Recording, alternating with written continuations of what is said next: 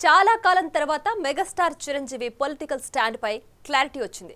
ఇప్పటికే విజయీభవ అంటూ తమ్ముడు పవన్ కళ్యాణ్ ని ఆశీర్వదించి కూటమి విజయాన్ని కాంక్షిస్తూ భూరి విరాళాన్ని అందజేశారాయన.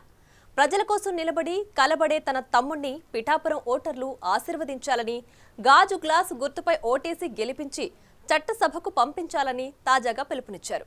ఈ క్రమంలో మెగాస్టార్ పిఠాపురం ప్రచారానికి వచ్చినా ఆశ్చర్యపోనవసరం లేదన్న అభిప్రాయం వ్యక్తమవుతోంది. ఇప్పటికే వైసీపీ సర్కారుపై పరోక్ష విమర్శలు చేసిన చిరంజీవి ఇప్పుడు డైరెక్ట్ గా జనసేనకు జై కొట్టడం వైసీపీ వర్గాలను మరింత ఢీలా పడేలా చేస్తుందట.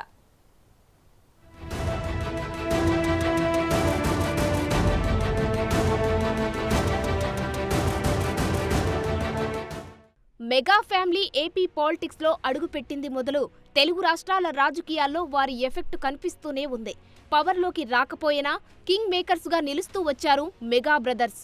2008లో ప్రజారాజ్యం పార్టీతో పొలిటికల్ ఎంట్రీ ఇచ్చిన చిరంజీవి ఆ వెంటనే జరిగిన ఎన్నికల్లో దక్కించుకుంది 18 స్థానాలే. అయితే తండ్రి వైఎస్ మరణం తర్వాత జగన్ కాంగ్రెస్ ను చీల్చి సొంత పార్టీ పెట్టుకున్న టైంలో ఉమ్మడి ఏపీలో కాంగ్రెస్ ప్రభుత్వం ఆత్మరక్షణలో పడిందే. సరిగ్గా ఆ టైంలో పీఆర్పీని కాంగ్రెస్ లో మెర్జ్ చేసిన చిరంజీవి అప్పటి సీఎం కిరణ్ కుమార్ రెడ్డి సర్కార్ని నిలబెట్టారు.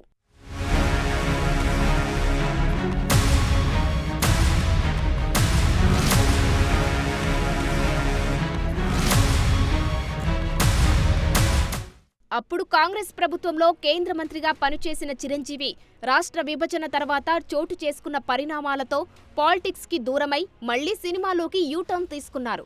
2014 ఎన్నికల నాటికి జనసేన పేరుతో ప్రశ్నించడానికే అంటూ పార్టీ పెట్టిన జనసేనాని పవన్ కళ్యాణ్ టీడీపీ విజయంలో కీలక పాత్ర పోషించారు.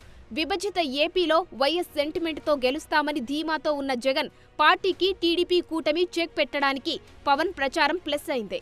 గత ఎన్నికల్లో ఆ కూటమి పార్టీలు విడివిడిగా పోటీ చేసి దారుణంగా దెబ్బతిన్నాయి. 2009-2019లో టీడీపీ ఓటమికి ప్రత్యక్షంగా పీఆర్పీ జనసేనలే కారణమయ్యాయన్న అభిప్రాయం ఉంది.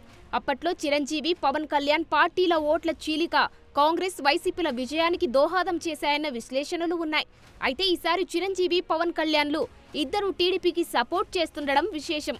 మళ్లీ ఇప్పుడు 2014 నాటి ఈక్వేషన్లతో ఏపీ ఎన్నికల సమరం జరుగుతోంది.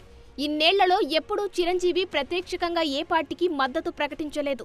తనకు కేంద్ర మంత్రి హోదా ఇచ్చిన కాంగ్రెస్ కు కానీ, తమ్ముడి పార్టీ జనసేనకు కానీ సపోర్ట్ చేస్తూ ఒక్క స్టేట్మెంట్ కూడా ఇవ్వలేదు.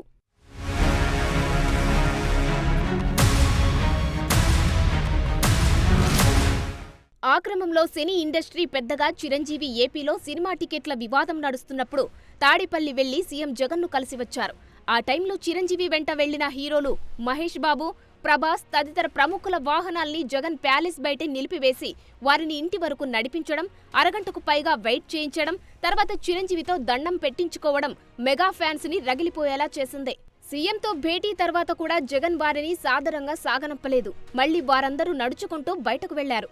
ముఖ్యమంత్రి క్యాంపు కార్యాలయంలో తీసిన ఆ వీడియోని వైసీపీ పెద్దలు ఉద్దేశపూర్వకంగానే బయటపెట్టారన్న ప్రచారం ఉంది.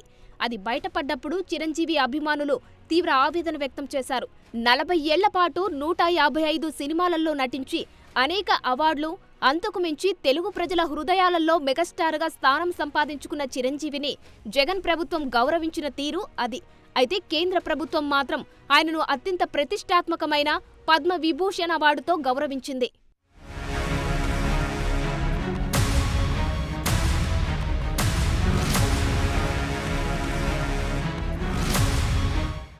ఇండస్ట్రీ సమస్యలపై కలవడానికి వెళ్లినప్పుడు తనతో ప్రాధేయపడేలా చేయించుకున్న జగన్పై అప్పట్లో చిరంజీవి ఎలాంటి కామెంట్ చేయలేదు.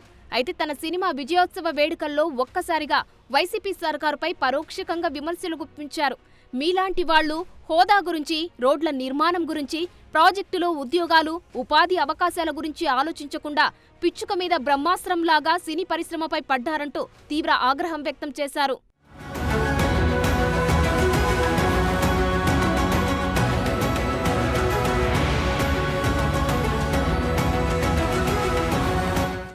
జగన్ చేసిన అవమానాన్ని మర్చిపోలేకపోతున్నారో, లేకపోతే ఏపీలో ఇండస్ట్రీకి ఎదురవుతున్న ఇబ్బందులపై అసహనంతో ఉన్నారో కానీ తాజాగా తన పొలిటికల్ స్టాండ్ పై క్లారిటీ ఇచ్చారు మెగాస్టార్. ఇప్పటికే పవన్ కళ్యాణ్ను విజయోస్తు అని ఆశీర్వదించి ఆ పార్టీకి 5 కోట్ల రూపాయల విరాళమందించిన చిరు తాజాగా పిఠాపురంలో తమ్ముణ్ణి గెలిపించాలని పిలుపునిచ్చారు. తనకంటే జనం గురించి ఎక్కువగా ఆలోచించే మనస్తత్వం జనసేన అధినేత పవన్ కళ్యాణ్దని, ఒక రకంగా చెప్పాలంటే అతడు సినిమాల్లోకి బలవంతంగానే వచ్చినా రాజకీయాల్లోకి మాత్రం ఇష్టంతో వచ్చారని పేర్కొన్నారు. జనమే జయమనే నమ్మే జనసేనానిని గెలిపించాలని వీడియో రిలీజ్ చేశారు. ఎవరైనా అధికారంలోకి వచ్చాక ప్రజలకు ఏదైనా చేయాలనుకుంటారు. కానీ కళ్యాణ్ తన సొంత సంపాదనని కౌలు రైతుల కన్నీళ్లు తుడిచేందుకు ఖర్చు పెట్టడం, సరిహద్దు దగ్గర ప్రాణాలొడ్డి పోరాడే జవాన్ కోసం పెద్ద మొత్తం అందివ్వటం, అలాగే మత్స్యకారులు ఇంకా ఎందరికో తాను చేసిన సహాయం చూస్తుంటే ఇలాంటి నాయకుడు కదా జనానికి కావాల్సింది అనిపిస్తుంది. ఒక రకంగా చెప్పాలంటే సినిమాలోకి తను బలవంతంగా వచ్చాడు, రాజకీయాల్లో మాత్రం ఇష్టంతోనే వచ్చాడు. ఏ తల్లికైనా తన కొడుకు కష్టపడుతుంటే గుండె తరుక్కుపోతుంది. అలాగే ఏ అన్నకైనా తన తమ్ముడు అనవసరంగా మాటలు పడుతుంటే బాధ వేస్తుంది. అలా బాధపడుతున్న నా తల్లికి ఈ అన్నయ్యగా ఒక మాట చెప్పాను. నీ కొడుకు ఎంతోమంది తల్లుల కోసం, వాళ్ళ బిడ్డల భవిష్యత్తు కోసం చేసే యుద్ధం అమ్మా ఇది.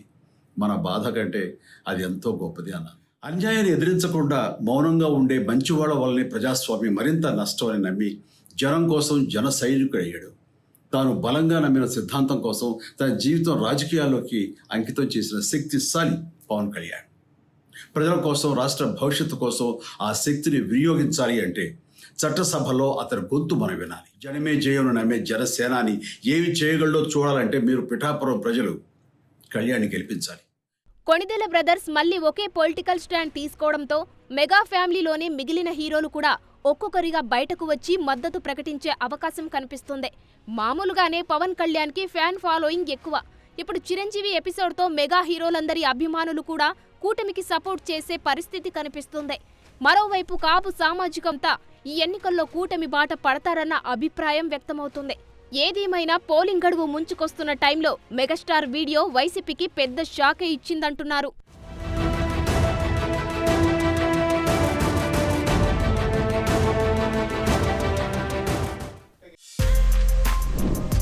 For more videos like this, subscribe Big TV channel.